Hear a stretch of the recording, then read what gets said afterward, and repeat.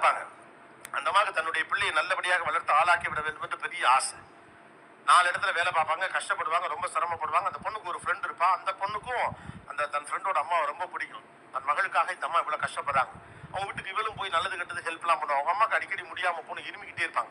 இந்த பொண்ணு சொல்லிக்கிட்டே இருப்பான், அம்மா பரவாயில்லம்மா, எனக்கு வசதி வாய்ப்பெல்லாம் இல்லாம போனாலும் பரவாயில்ல, எனக்கு கிடைக்க வேண்டிய பொருளாதாரம் கிடைக்காட்டியும் பரவாயில்ல, நீ ஒன்ன பாத்துக்கமா, அதாம எனக்கு ரொம்ப முக்கியம், நீ பத்திரமா இருமா அப்படின்னு.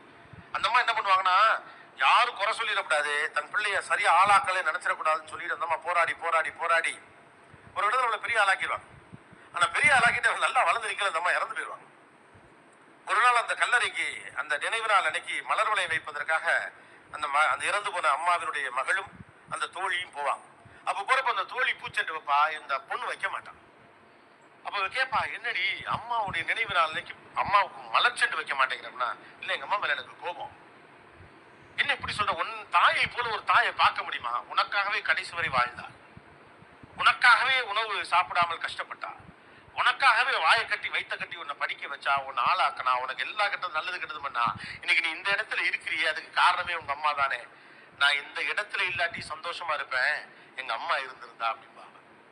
நான் இந்த இடத்துல இல்லாட்டி சந்தோஷமா இருந்திருப்பேன், எங்க அம்மா இல்லைனா. எனக்கு எங்க அம்மா மேல கோபம்.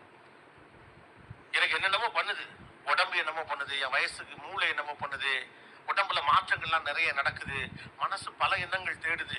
திடீர்னு ஒரு பையன் வந்து பேசுறப்ப அவங்ககிட்ட எப்படி பேசணும்னு தெரியல, அழுகிறதுக்கு மடி இல்ல, சாயுறதுக்கு தோல் இல்ல, கேட்கறதுக்கு ஆள் இல்ல. என்ன வாழ்க்கை அது? Is this a life that you guys are going to give it to your kids and parents? அதான நம்ம வாழ்க்கை. உங்களை பாத்துக்கங்க, அவங்க அவங்கள பாத்துப்பாங்க. ஏதோ உங்க தயவுல தான் பிள்ளைகள் வாழுது, நீங்களாகவே தியாகி பட்டம் வாங்குறதுக்காக ஏதாவது பண்ணி உங்க தியாகத்தை தூக்கி தீயில வைக்க.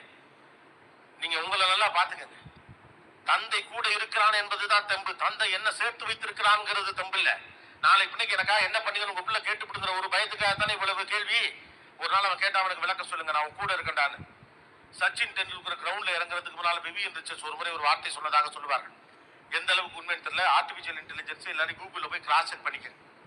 சச்சின் டெண்டுல்கர் ரன் அடிக்கல அப்படின்னு சொல்றப்ப விவியன் ரிச்சர்ட்ஸ் சொன்னதாக ஒண்ணு சொல்லுவாங்க. சச்சின் டெண்டுல்கர் எதுக்கு ரன் அடிக்கணும்? அந்த ஆள் உள்ள வர்றப்ப 50 ரன்னோட தான் வர்றான். அவன் உள்ள வர்றப்ப 50 ரன்னோட தான் வர்றான். சச்சின் டீமுக்குள்ள இருக்காங்கிறதுல எதிராளிக்கு ஏற்படுற பயமே 20 ரன்னுக்கு சமம். சச்சின் உள்ள இருக்காங்கிறதுனால எதிராளிக்கு ஏற்படுற பயமே 20 ரன்னுக்கு சமம். சச்சின் உள்ள இருக்காரு, என்னவா இருந்தாலும் சச்சினை கேட்டு நம்ம முடிவு எடுத்துக்கலாம், ஸ்ட்ராட்டஜியை மாத்தலாம். ஆபத் பாந்தவன் உள்ள இருக்கானு, உள்ள இருக்க மத்த 10 பிளேயர் நம்புறான்ல, அது இன்னொரு 20 ரன்னுக்கு சமம். அந்த ஆள் ஒரு கேட்ச் பிடிச்சிருவான், அது 10 ரன்னுக்கு சமம். சச்சின் ரன் அடிக்க வேண்டிய அவசியமே இல்லைன்னா, அப்பாலாம் ரன் அடிக்க வேண்டிய அவசியமே இல்லை, கூட இருங்க போதும், அவங்க பாத்துக்குவாங்க. நீங்க நல்லா இருந்தா தான் பிள்ளைங்களை பாத்துக்க முடியும். எல்லா மணிப்படி எல்லா அம்மாவுக்கும் 40 வயசுல முட்டி வலி இருக்கு, எல்லா அம்மாக்களுக்கும் வடிவேலில் பிரச்சனை இருக்கிறது, எல்லா அப்பாக்களுக்கும் இடுப்புல ப்ராப்ளம் இருக்குது. 2 வீலரை ஓட்டி ஓட்டி ஓட்டி ஓட்டி கேட்டோம்னா புள்ளைய வளர்க்குறோம் புள்ளைய வளர்க்குறோம் புள்ளைய வளர்க்குறோம். அதெல்லாம் கவலைப்படாதீங்க. அவ்வளவு தூரம் பசங்களுக்கெல்லாம் விவரம் தெரியாமலாம் இல்லை, தன்னை தானே பார்த்துக் கொள்ளக்கூடிய அளவுக்கு தகவல் தெரிந்தவர்களாகத்தான் பிள்ளைகள் இருக்கிறார்கள். பேரண்டிங்ல ரொம்ப முக்கியமான விஷயம் பிள்ளைய வளர்க்கறது இல்லை, நம்மளை வளர்க்கறது.